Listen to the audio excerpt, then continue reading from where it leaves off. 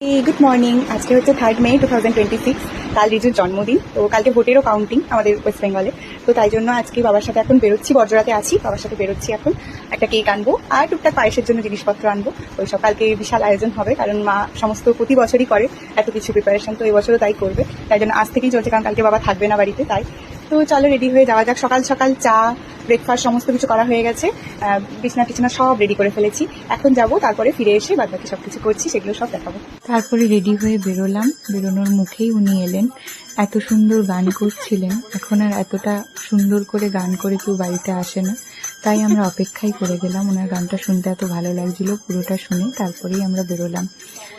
আর এই যে বাবাও রেডি হয়ে নিয়েছে, ফাইনালি বেরোলাম। আর এখানকার সমস্ত জায়গায় আমার কাছে একদম নতুন, তাই জন্য যেখানেই যাচ্ছি আমার বেশ ভালো লাগছে।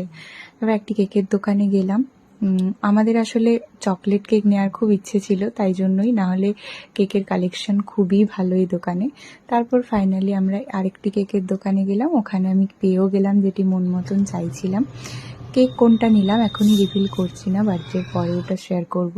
হয়তো এই ভিডিওটা শেয়ার করতে করতেও হয়তো বার্থডের পরই হয়ে যাবে। যাই হোক, তারপরে এই মন্ডার দোকানে গেলাম, মন্ডা নিলাম। বাঁকুড়ার মন্ডা খুবই ফেমাস।